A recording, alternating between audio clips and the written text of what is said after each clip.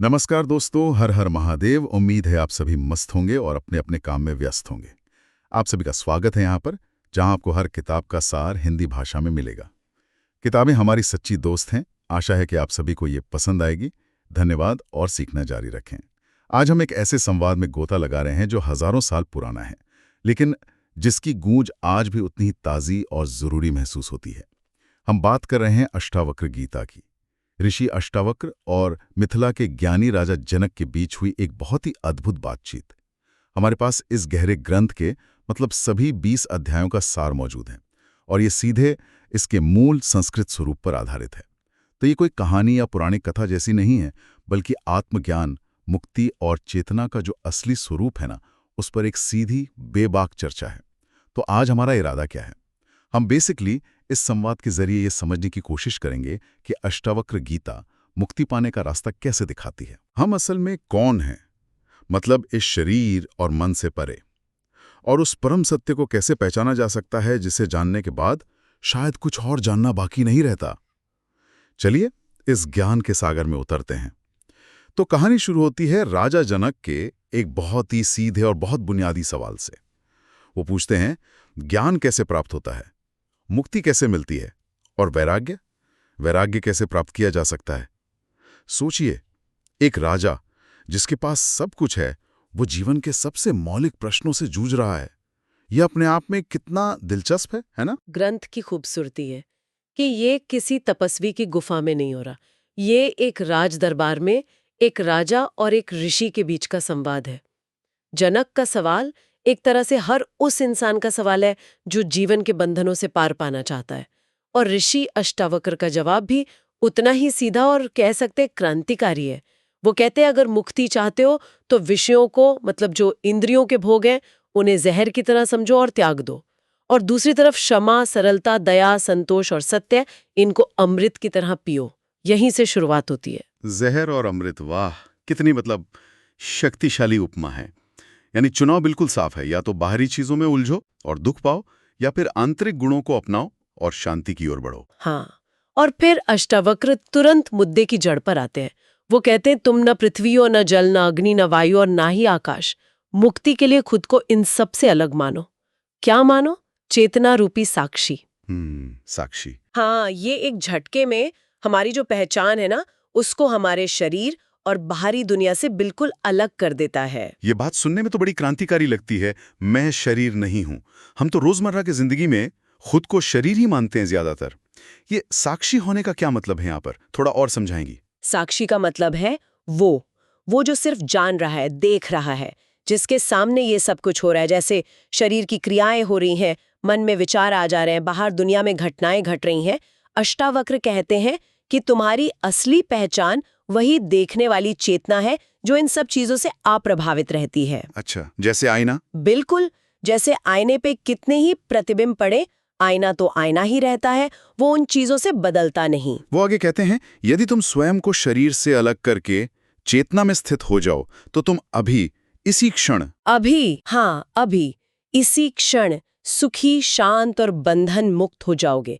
मुक्ति कोई भविष्य की घटना नहीं है, वो इसी क्षण की सच्चाई है। अगर हम अपनी असली पहचान को समझ लें, तुम ही सभी चीजों के एकमात्र साक्षी हो। खुश रहो। ये वाक्य बहुत गहरा है। वाह, मतलब मुक्ति कहीं दूर किसी स्वर्ग में नहीं, बल्कि अपनी ही चेतना में स्थित होने से मिलती है, और वो भी अभी। ये तो पूरी सोच का ढांचा ही बदल देता है। और कहते हैं कि जनक पर इन शब्दों का तुरंत असर हुआ। क्या यह सच है? हाँ, ये बहुत अद्भुत बात है। दूसरे अध्याय में जनक अपनी जागृति का वर्णन करते हैं। वो एकदम चौंक कर कहते हैं, अहो, मैं निरंजन हूँ, शांत हूँ, प्रकृति से परे ज्ञान स्वरूप हूँ। अरे, इतने समय तक मैं मोह से ठगा गया था। उन्हें एकदम से ये बोध होता है कि जैसे ये शरीर इस दुनिया को प्रकाशित कर रहा है, वैसे ही मैं, यानी वो चेतना, इस शरीर को प्रकाशित कर रही हूँ। मैं असीम हूँ, अछूता हूँ, आनंद स्वरूप हूँ। ये उनका अनुभव बोल रहा है। हाँ, और दिलचस्प बात यह है कि उन्हें ऐसा नहीं लगा कि कुछ नया मिला है ना? बल्कि ऐसा लगा कि जो वो हमेशा से थे, बस उसे पहचान लिया है। जैसे कोई अपनी भूली हुई पहचान को याद कर ले अचानक से। बिल्कुल सही। ये प्राप्ति नहीं, ये पहचान है। Recognition, not attainment. जनक आगे कहते हैं कि जैसे लहरें, फेन और बुलबुले पानी से अलग नहीं है, वैसे ही ये सारी दुनिया मुझसे यानी उस परमात्मा से अलग नहीं है। सब कुछ मुझ में ही तो प्रकट हो रहा है। ये तो अद्वैत का मतलब नॉन ड्यूअलिटी का सीधा अनुभव है हाँ, कि सब कुछ एक ही चेतना का खेल है। खेल है। लेकिन फिर सवाल उठता है कि ऐसा व्यक्ति जो इस सत्य को जान गया है, वो जीता कैसे है, उसका व्यवहार कैसा होता है, दुनिया उसे कैसे देखती है। अध्याय 3 और 4 शायद इसी पर रोशनी डालते हैं। हाँ, बिल्कुल। तीसरे अध्याय में अष्टावक्र बताते हैं कि जो आत्मज्ञानी है, जिसने अपनी अविनाशी आत्मा को जान लिया है, वो दुनिया के भोगों में न तो लिप्त होता है, न ही उनसे भागता है। वो बस सहज भाव से जीता है। उसमें कोई आकर्षण या विकर्षण मतलब खिंचाव या दूरी ये सब नहीं रहता। अंदर एक गहरी शांति, एक स्थिरता होती है। वो अहंकार से मुक्त होकर काम करता है। उसके कर्म ऐसे होते हैं जैसे बस हो रहे हैं, बिना किसी कर्ता भाव के कि मैं कर रहा हूं, ये वाला भाव नहीं होता। वो शरीर और दुनिया को एक तरह से भ्रम की तरह देखता है, लेकिन जीता एक सामान्य इंसान की तरह ही है। बस उसकी आंतरिक दृष्टि पूरी तरह बदल चुकी होती है। ये बात थोड़ी मतलब कंफ्यूजिंग लगती है। दुनिया को भ्रम भी समझो और फिर उसी दुनिया में सामान्य रूप से जियो भी। ये दोनों एक साथ कैसे संभव है? क्या वो दुनिया के सुख दुख महसूस नहीं करता फिर? अच्छा सवाल है। देखिए, ज्ञानी सुख दुख महसूस करता है, ऐसा नहीं है कि वो पत्थर बन जाता है, लेकिन वो उनसे बंधता नहीं है। वो जानता है कि ये सब मन की अवस्थाएं हैं, आत्मा की नहीं। वो जीवन के नाटक को एक साक्षी भाव से देखता है। जैसे कोई फिल्म देख रहा हो। हाँ, बिल्कुल वैसा ही। पर्दे पर सुख भी है, दुख भी है, मारधाड़ भी है, रोमांस भी है, लेकिन देखने वाला जानता है कि ये सब अस्थायी है और वो खुद इस सब से अलग है, अप्रभावित है। और चौथे अध्याय में मन की भूमिका पर और जोर दिया गया है। अष्टावक्र कहते हैं कि ज्ञानी का मन न तो कुछ छोड़ना चाहता है, न कुछ पाना चाहता है। उसका मन शांत होता है, इच्छाओं से लगभग खाली। यहाँ एक बहुत महत्वपूर्ण सूत्र है। असली आराम विचारों से अपनी पहचान को हटा लेने से आता है। जब तक हम खुद को अपने विचारों से जोड़कर देखते हैं, मैं दुखी हूँ, मैं खुश हूँ, मुझे ये चाहिए, तब तक बेचैनी बनी रहती है। ज्ञानी विचारों को आते जाते देखता है, पर उनसे तादात्म्य नहीं करता। यानी मन ही बंधन का कारण है और मन का शांत हो जाना ही मुक्ति की कुंजी है। ये तो खैर कई दर्शनों में कहा गया है, लेकिन यहाँ बहुत सीधे तौर पर रखा गया है। इच्छाएं खत्म तो मन शांत। हाँ, और ये शांति किसी जबरदस्ती वाले प्रयास से नहीं लाई जाती। ये ज्ञान का स्वाभाविक परिणाम है। जब ये समझ आ जाता है कि मैं आत्मा हूँ, मैं पूर्ण हूँ, मुझे किसी चीज की जरूरत ही नहीं है, तो इच्छाएं अपने आप गिर जाती हैं। अच्छा, इसके बाद ग्रंथ स्वयं में स्थिर होने की बात करता है ना, अध्याय 5 से 8 तक। ये स्थिरता कैसी होती है? क्या मतलब है इसका? ये स्थिरता एक गहरी समझ से आती है कि आत्मा अनंत है, सर्वव्यापी है, सब जगह वही है। तो जो मुक्त व्यक्ति है, वो न तो कुछ पाने की कोशिश करता है, न किसी चीज से बचने की। संतोष उसकी स्वाभाविक अवस्था बन जाती है। उसे किसी चीज की कमी महसूस ही नहीं होती। कर्म शरीर और इंद्रियों के माध्यम से होते रहते हैं, दुनिया चलती रहती है, लेकिन भीतर वो कर्ता भाव नहीं होता। वो जानता है मैं कुछ नहीं करता। ये अवस्था बड़ी सूक्ष्म लगती है। मतलब बाहर से देखने वाले को शायद लगे कि वो व्यक्ति सारे काम कर रहा है। हाँ, बिल्कुल, लेकिन अंदर से वो अकर्ता है। वो बस देख रहा है कि कर्म हो रहे हैं। और वो सुख दुख, लाभ हानि, जीवन मृत्यु, इन सबको संभाव से देखता है। एग्जैक्टली, उसमें मैं और मेरा का भाव पूरी तरह मिट जाता है।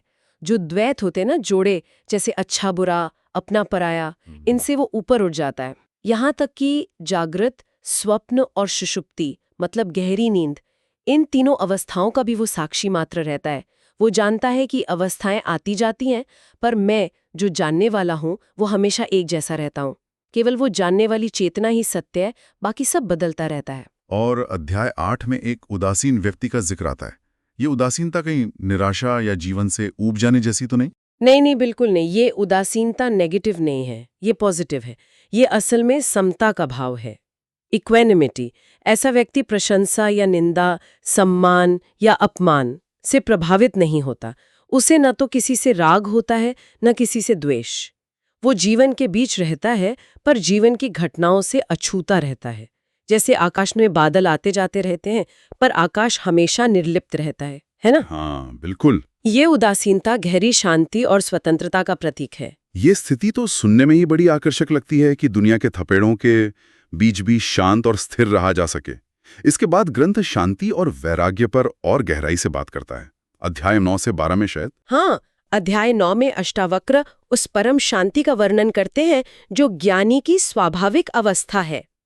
आत्मा में कोई हलचल नहीं, कोई दौड़ धूप नहीं, कोई प्रयास नहीं, बस सहज शांति में विश्राम। ये वो शांति है जो तब प्रकट होती है जब मन की सारी उथल पुथल शांत हो जाती है।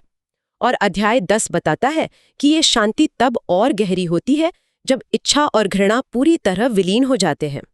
ज्ञानी के लिए जीने या मरने में, लाभ या हानि में, संसार में रहने या एकांत में चले जाने में कोई खास अंतर नहीं रह जाता। उसे हर जगह, हर अवस्था में वही एक आत्मा दिखती है जो शाश्वत है, पूर्ण है। उसे लगता है कि अब पाने को कुछ बचा ही नहीं। लेकिन ज्ञान का क्या? क्या ज्ञानी होने के लिए बहुत पढ़ना लिखना या शास्त्रों का ज्ञाता होना जरूरी है? अध्याय 11 इस बारे में क्या कहता है? अध्याय 11 एक बहुत ही दिलचस्प बात कहता है। ज्ञान तब स्थिर होता है जब मैं कर रहा हूं ये भाव यानी कर्तापन पूरी तरह मिट जाता है। ज्ञानी न तो ज्ञान से चिपकता है, न ही अज्ञान से परेशान होता है। वो जानता है कि ज्ञान और अज्ञान दोनों ही चेतना के धरातल पर होने वाले खेल हैं। आत्मा इन दोनों से परे है। अच्छा, तो यहाँ ज्ञान का मतलब किताबी ज्ञान या पोथी पढ़ना नहीं है, बल्कि आत्म अनुभव है, वो डायरेक्ट एक्सपीरियंस। और आत्मा का स्वरूप क्या बताया गया है? क्या वो कोई नीरस खालीपन जैसी चीज है या कुछ और? बिल्कुल नहीं। अध्याय 12 एकदम स्पष्ट करता है कि आत्मा का स्वरूप आनंद है, ब्लिस। लेकिन ये वो वाला सुख नहीं है जो हमें बाहरी चीजों या स्थितियों से मिलता है, जो आता जाता रहता है। ये वो आनंद है जो आत्मा का अपना स्वभाव है, स्वतः स्फूर्त, बिना किसी बाहरी कारण के। मतलब? जैसे सूरज का स्वभाव रोशनी देना है, हाँ, कुछ वैसा ही सुख और दुख तो मन की तरंगे हैं। आत्मा इन दोनों से परे अपने सहज आनंद में स्थित रहती है। ये आनंद ही परम शांति है। तो ज्ञानी बाहरी तौर पर कैसे जीता है? क्या वो समाज से एकदम कट जाता है या समाज में रहकर भी अलग रहता है? अध्याय 13 और 14 इस पर बात करते हैं। अध्याय 13 कहता है कि प्रबुद्ध व्यक्ति शरीर, घर, परिवार वगैरह से अनासक्त होकर, मतलब डिटैच्ड होकर, स्वतंत्र रूप से विचरता है। लेकिन यहाँ बाहरी त्याग से ज्यादा जोर आंतरिक अनासक्ति पर है। अच्छा, कोई जंगल में रहकर भी मन से पूरी तरह संसारी हो सकता है और कोई राजमहल में रहकर भी भीतर से पूरी तरह विरक्त हो सकता है। असली स्वतंत्रता दुनिया बदलने में नहीं, बल्कि मन की स्थिरता में है। और समाधि के बारे में भी यहाँ एक अलग नजरिया है ना। आमतौर पर लोग समझते हैं कि समाधि लगाने के लिए बहुत यत्न करना पड़ता है, ध्यान की खास विधियां अपनानी पड़ती हैं। हाँ, अध्याय 14 कहता है कि सच्ची समाधि कोई प्रयासपूर्वक लगाई गई अवस्था नहीं है, वो कोई टेक्निक का रिजल्ट नहीं है। ये तो ज्ञान के बाद की सहज अवस्था है, जहाँ जागरूकता बिना किसी प्रयास के अपने आप में स्थिर रहती है, स्पॉन्टेनियस स्टिलनेस। ध्यानी, ध्यान करने वाला, ध्यान जो प्रक्रिया है, और ध्येय जिस पर ध्यान किया जा रहा है, ये तीनों का भेद मिट जाता है। मतलब सब एक हो जाता है। हाँ, सब कुछ एक ही चेतना के रूप में अनुभव होता है। ये समाधि स्वाभाविक है, इसे लगाना नहीं पड़ता, ये बस होती है। ज्ञानी हर समय एक तरह से समाधि में ही रहता है। ये तो समाधि की बहुत ऊंची और सहज अवस्था का वर्णन है। अच्छा, तो जैसे जैसे ये समझ गहरी होती है, क्या दुनिया देखने का नजरिया पूरी तरह बदल जाता है? अध्याय 15 से आगे इसी पर बात होती है। बिल्कुल। अध्याय 15 कहता है कि जैसे जैसे ये अद्वैत दृष्टि, ये एकता का बोध गहरा होता है, सारे द्वैत, सारी ड्युअलिटीज मिटने लगती हैं। अच्छा बुरा, अंदर बाहर, अपना पराया, ये सब भेद फिर मानसिक रचनाएं लगने लगते हैं, मन के बनाए हुए खेल। केवल एक ही सत्य रह जाता है, आत्मा जो अखंड है, अनंत है। इसमें एक बहुत खूबसूरत रूपक है। जनक कहते हैं, मुझ अनंत महासागर में विश्वरूपी जहाज अपनी ही हवाओं से इधर उधर घूमता है, पर इससे मुझ महासागर में न कोई बढ़त होती है, न कोई कमी। वाह, मतलब दुनिया की घटनाएं आत्मा को छू भी नहीं पाती। बिल्कुल। और फिर ज्ञानी सभी अवधारणाओं, सभी विचारों से भी परे चला जाता है। अध्याय 16 में कहा गया है कि वो ज्ञान, अज्ञान, एकता, अनेकता, यहाँ तक कि बंधन, मोक्ष, इन सब धारणाओं से भी ऊपर उठ जाता है। मतलब उसके लिए कोई रास्ता या मंजिल बाकी नहीं रहती। नहीं, वो पहुंच चुका है। जीवन बस सहज रूप से घटित होता है, बिना किसी व्यक्तिगत प्रयास या इच्छा के, क्योंकि कर्ता भाव तो पहले ही मिट चुका है। लेकिन अगर दुनिया दिख रही है, सब कुछ चल रहा है, तो उसे भ्रम कैसे माना जाए? अध्याय 17 कहता है कि दुनिया ज्ञानी के लिए मृग तृष्णा जैसी असत्य है। इसका क्या मतलब है, ये थोड़ा समझाएंगे? हाँ, देखिए, इसका मतलब ये नहीं कि दुनिया आंखों से ओझल हो जाती है या दिखना बंद हो जाती है। दुनिया दिखती है, इंद्रियां अपना काम करती हैं, लेकिन ज्ञानी उसकी असलियत को जान लेता है। जैसे रेगिस्तान में दूर से पानी का भ्रम होता है ना, मृग तृष्णा। पास जाने पर पता चलता है कि पानी तो था ही नहीं, वो तो बस रेत थी जो चमक रही थी। पानी दिख रहा था पर सत्य नहीं था। वैसे ही ज्ञानी को पता होता है कि ये जगत जो दिख रहा है, ये नाम रूप का खेल है। इसका जो स्थायी सत्य आधार है वो आत्मा ही है। ये जगत आत्मा पर एक प्रतीति मात्र है। अच्छा, तो इसलिए उसके लिए इसमें न कुछ पाने को रहता है न कुछ खोने को। एग्जैक्टली, बस परम शांति बनी रहती है, क्योंकि इच्छा ही नहीं बची। ये बहुत गहरी बात है। मतलब देखना जारी रहता है पर देखने का अर्थ बदल जाता है। और फिर अंतिम अध्यायों में 18 और 19 में परमात्मा या सत्य का वर्णन कैसा है? अध्याय 18 में आत्मा को देश और काल से परे, यानी स्पेस और टाइम से परे बताया गया है, जन्म और मृत्यु से भी परे। ये सारी सृष्टि उसी के भीतर है, फिर भी वो इससे पूरी तरह अछूती, असंग है। वो न कुछ करती है न कुछ भोगती है। उसे जानना ही सारी सीमाओं से मुक्त हो जाना है। और अध्याय 19 कहता है कि ये चेतना या जागरूकता ही सबका मूल स्रोत है। The ultimate source. ये न तो पैदा होती है न नष्ट होती है। इसी में सब कुछ बनता बिगाड़ता सा दिखता है। यहाँ तक कि मुक्ति और बंधन भी परम सत्य की दृष्टि से केवल कल्पनाएं हैं, केवल भ्रम है। आत्मा तो सदा मुक्त ही है, उसे कभी बंधन हुआ ही नहीं था। क्या बात है! केवल आत्मा ही सत्य है, सबका शाश्वत साक्षी, द इटर्नल विटनेस। और 20वें जो कि अंतिम अध्याय है, उसमें राजा जनक क्या कहते हैं? क्या उनकी यात्रा पूरी होती है? उनका फाइनल वर्डिक्ट क्या है? हाँ, अंतिम अध्याय एक तरह से जनक के उद्गार हैं, उनकी पूर्ण स्वतंत्रता और परम आनंद की अभिव्यक्ति। It's like a song of freedom. वो कहते हैं, कहाँ धर्म, कहाँ अधर्म, कहाँ काम, कहाँ अर्थ, कहाँ ज्ञान, कहाँ अज्ञान, मेरे स्वरूप में इन सब का कोई स्थान ही नहीं है। कहाँ भूत, कहाँ भविष्य, कहाँ वर्तमान, मैं तो सदा अपने स्वरूप में स्थित हूँ, कोई काल मुझे बांध नहीं सकता। वो पूरी तरह पुष्टि करते हैं, मैं शुद्ध चेतना हूँ, बाकी सब कल्पना मात्र है। It's just an imagination. हाँ, ये इस पूरे संवाद का जैसे क्लाइमैक्स है, जहां शिष्य पूरी तरह से गुरु के स्तर पर पहुंच जाता है, ज्ञान प्रतिष्ठित हो जाता है। ये तो सचमुच एक अद्भुत यात्रा है। एक राजा के सीधे साधे सवालों से शुरू होकर परम सत्य के अनुभव तक। अगर हमें इस पूरी बातचीत का सार, मतलब एसेंस, कुछ शब्दों में समेटना हो तो वो क्या होगा? सार वही है जो जनक अंत में अनुभव करते हैं और जो अष्टावक्र शुरू में ही कह देते हैं। तुम शरीर नहीं हो, तुम मन नहीं हो, तुम शुद्ध अनंत सदा मुक्त चेतना हो, और ये तुम्हारी स्वाभाविक अवस्था है। This is your nature. बंधन केवल एक भ्रम था, एक मिसअंडरस्टैंडिंग थी जो अज्ञान के कारण पैदा हुई थी। जैसे ही ज्ञान का प्रकाश होता है, वो भ्रम मिट जाता है और तुम पाते हो कि अरे, तुम तो सदा से मुक्त ही थे। वास्तव में कोई बंधन कभी था ही नहीं, केवल अज्ञानता ने इसे ऐसा प्रतीत कराया। वाह! इस सत्य को अभी इसी क्षण पहचान लो और मुक्त हो जाओ। यही अष्टावक्र गीता का केंद्रीय सबसे पावरफुल संदेश है। तो अष्टावक्र गीता हमें किसी कर्मकांड या बाहरी साधना में नहीं उलझाती, बल्कि सीधे अपनी पहचान को बदलने का आह्वान करती है, शरीर और मन से हटकर साक्षी चेतना में स्थित होने का। बिल्कुल, ये ज्ञान मार्ग है, विशुद्ध ज्ञान मार्ग, जो समझ पर, अंडरस्टैंडिंग पर जोर देता है। समझ बदलो, अपनी दृष्टि बदलो और तुम्हारी दुनिया बदल जाएगी, तुम्हारा अनुभव बदल जाएगा। मुक्ति कहीं और नहीं, तुम्हारी अपनी बदली हुई दृष्टि में ही है। इस गहन संवाद की परतों को खोलने में वाकई बहुत आनंद आया, और यहाँ एक विचार है जिस पर शायद हम सब मनन कर सकते हैं। अगर ये सच है कि बंधन केवल एक भ्रम है, अज्ञान का परिणाम है, और हमारी असली पहचान वो शांत, अपरिवर्तनशील साक्षी चेतना है, तो क्या इसका मतलब है कि हम अभी, इसी पल, उस स्वतंत्रता को महसूस कर सकते हैं जिसे हम शायद जीवन भर बाहर खोजते रहते हैं? ये गीता हमें इसी संभावना पर गहराई से विचार करने के लिए आमंत्रित करती है। इस आत्मा अन्वेषण में हमारे साथ चलने के लिए बहुत बहुत धन्यवाद। सीखते रहें।